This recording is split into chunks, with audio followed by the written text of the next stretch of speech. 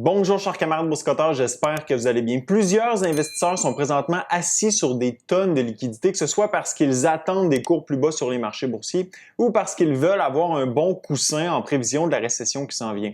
D'autres économisent tout simplement pour une mise de fonds afin de profiter des baisses de prix à venir sur le marché de l'immobilier.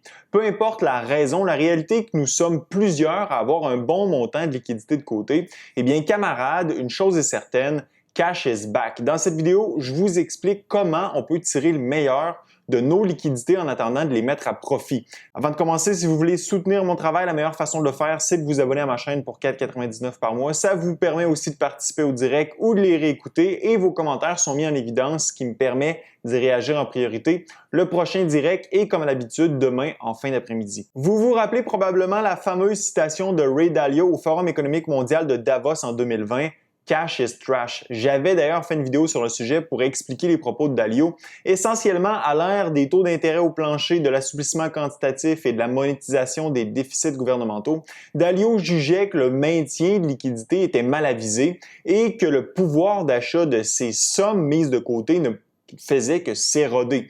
Maintenant que les taux d'intérêt ont grimpé, qu'on est passé du QE au QT et que les déficits gouvernementaux doivent être financés sur les marchés, Dalio a retourné sa veste. Selon lui, cash is no longer trash. En d'autres mots, il est maintenant intéressant de conserver des liquidités sur son bilan. Pourquoi? Parce que la hausse des taux directeurs des différentes banques centrales mondiales affecte positivement le taux de rendement des liquidités. La question est donc de savoir comment on peut tirer le meilleur de nos liquidités dans l'environnement économique actuel. Il faut réfléchir à la question en fonction de ce qu'on envisage de réaliser avec nos liquidités.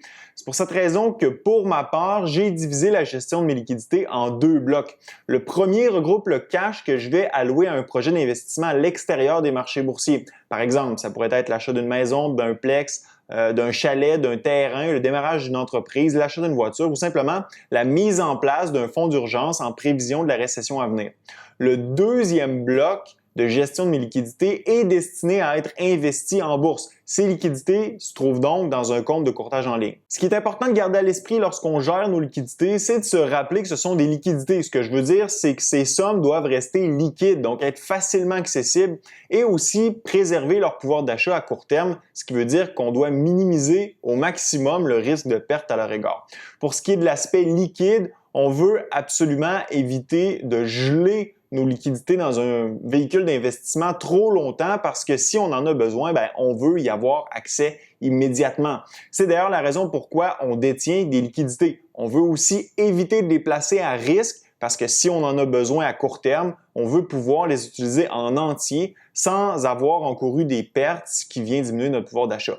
Pour ce qui est du premier bloc de liquidités dont le but est d'investir à l'extérieur des marchés financiers, plusieurs options nous sont offertes pour tirer un rendement sur notre cash. Le premier, c'est le compte épargne à rendement élevé. Camarades, grâce à la hausse du taux directeur de la Banque du Canada, les institutions financières ont recommencé à verser des intérêts sur les comptes épargne. Certaines versent même jusqu'à 4,25 d'intérêt sur vos liquidités.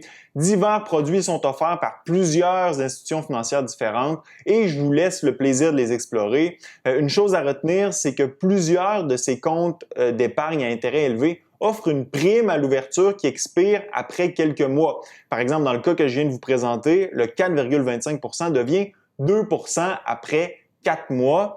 L'avantage réside dans le fait que c'est un produit qui est très flexible, qui vous permet de tirer un petit rendement sur vos liquidités tout en ayant la latitude de les utiliser quand bon vous semble. En plus, la SADC assure les montants qui y sont déposés. Les CPG représentent une option potentiellement meilleure. On a longtemps ri des CPG en les appelant certificats de pauvreté garantis, mais ce n'est plus nécessairement le cas.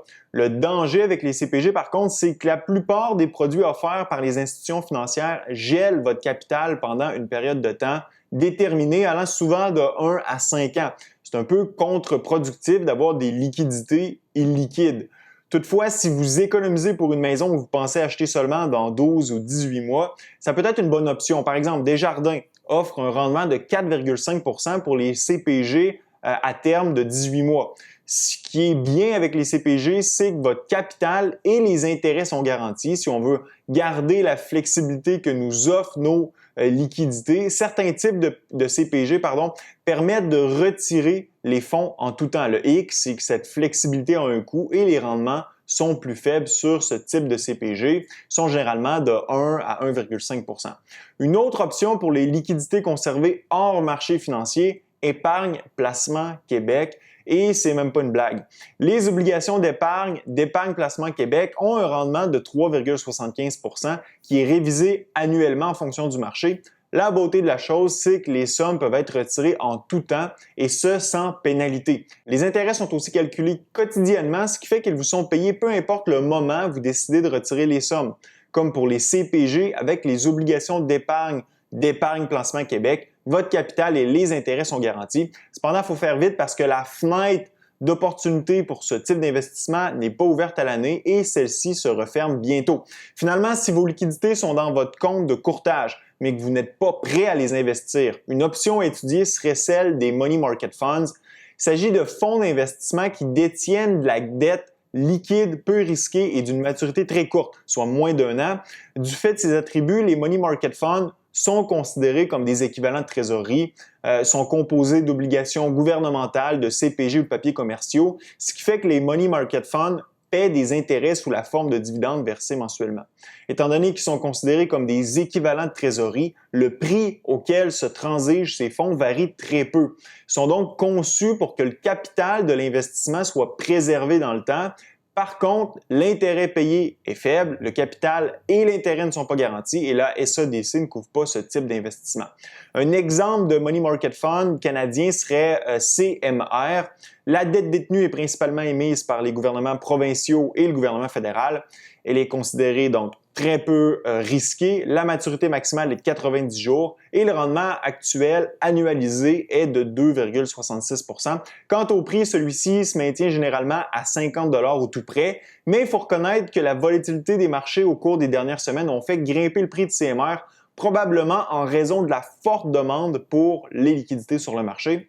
Il faut toujours garder à l'esprit que de détenir des liquidités a un coût d'opportunité et que ces véhicules d'investissement, ceux que je viens de vous présenter, ne font que le réduire partiellement.